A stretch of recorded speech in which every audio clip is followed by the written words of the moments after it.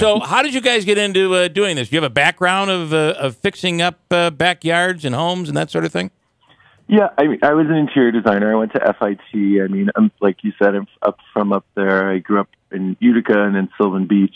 And I went to FIT and moved to New York when I was like 20 years old. And I worked at Ralph Lauren as a store designer. And then while I had that job, we saw a big hole in the market in New York City for high-end landscape design because I would do these interior projects and people were like, I got this terrace, I've got this backyard, I don't know what to do with it. And, New York is so specific and difficult to do anything. I was like, there is money to be made here. Yeah. And that's how we started Manscapers, which is my business that we've had for 8 years now. And then my friend was a TV producer, and I started this business with two of my best friends. And he said, you guys are great on camera. You guys have this crazy dynamic, and you do these really weird, like, small projects in New York City. And we've been building and building. And he's like, I think we have a TV show here. So we pitched it to Bravo, and the rest is history. We're in our second season now. It is, and by the way, the second season just started, right? Yeah, it just started last week, and so the second episode is tonight, actually. So 10 p.m. I have to say that I don't think I've recently been looking at with someone looking at houses. And Andrew, I've been with you as well. Andrew's a real estate agent, and I go into these homes that people have had for years and years, and absolutely nothing is done in the backyard. Yeah. Like it is an empty.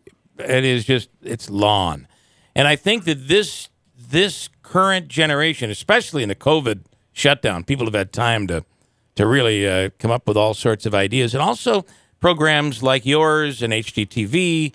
I think it's given people a lot of ideas, but it's amazing how for years nobody did anything with their backyard, and now everybody's tricking it out. Yeah, we did this study with BuzzFeed about it, and it said that millennial homeowners are putting in, I think it's 60% more money into their backyard and outdoor spaces because they want to entertain, to post about it on Instagram, to have, friends over and really live in their homes. Yeah. So it's something that people are really, really interested in. And, especially since, the quarantine has been happening, we've been getting tons of calls. We're super booked up just because people can't leave their house. So, they really want to put that money into it. And, you can barely go to restaurants. So it's might as well make my own oasis in my own space. Yeah, you kind of feel like you're, if you can make it feel like you're on vacation when you've just gotten home, that's kind of cool. And at least even up in the Northeast where, we're dealing with, what do we get, about 3 weeks of summertime? Although this has been a pretty good. This has been a nice summer. This has been a really hot, nice summer. It's been unbelievable here. But as my wife and I were talking about it last night, this is great right now because we have a whole extra room. We have a screen room, and then we have the backyard, and we spend all of our time all summer long out there. But boy, do you feel closed in when winter comes. And now we're going to go into a winter with potentially COVID shutdown. And I do not look forward to wintertime. No, I know. Up there especially is really bad. Yeah. But the backyard, getting back to the real estate aspect of it, I mean, it's starting to help with appraisals and increased property value more so now than ever. I mean, I had one client bought a house and, the price was jacked up and rightfully so because the guy had put like $80,000 into the backyard with stamped concrete pool and the backyard outdoor kitchen and things like that. So it's a big thing here. James, it's easy to put $80,000 into a backyard, isn't it? Oh yeah! Oh my God, call me. Yeah. How quick could you spend that?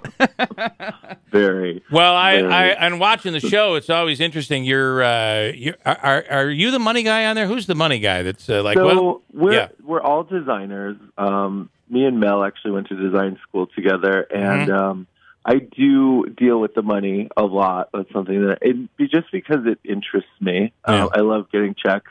Who doesn't? I get it.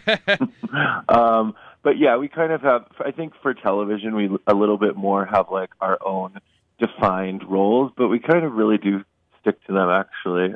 But we all design all the projects and work on everything together. It's very collaborative.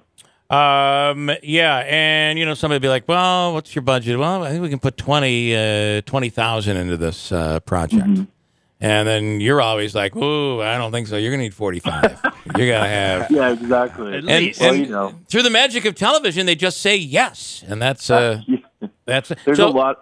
There's a lot of back and forth before that. I'm sure. And is that how it works? So you guys have a business where you do a makeover of somebody's backyard, and oh, by the way, it's going to be on our TV show, or it could be on our TV show, and then they pay you to do it. Is that how it works? Yeah. So it's different, like for every project, but mostly they are our clients that have reached out to us. We've gotten pretty far in the design phase with them, and then we're like, hey, we're in our filming season right now, and we're shooting our show. Would you be interested in being on camera? Every person always starts off and is like, oh, I don't know. And then 2 weeks later, you walk in and they're getting their hair and makeup done because they're so into wanting to be on TV. Yeah.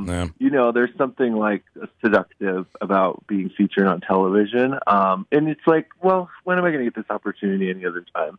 So people usually go for it. But yes, the clients pay themselves. There is some contribution from the network, and then we give our design fee for free because it's something that we can control. It gives more budget for them to put in, and it makes the work look better for our portfolio. And we don't want to be embarrassed on national television with a project not looking like as beautiful as it could possibly look. Right. And have you done stuff? I think you have done a little bit upstate at one point earlier on in season 1. Is that true?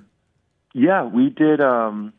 We've done a bunch actually upstate. I mean, you guys wouldn't call it upstate. It's really Westchester. Yes. You guys would call that downstate. Yeah. Thank you for appreciating that, James.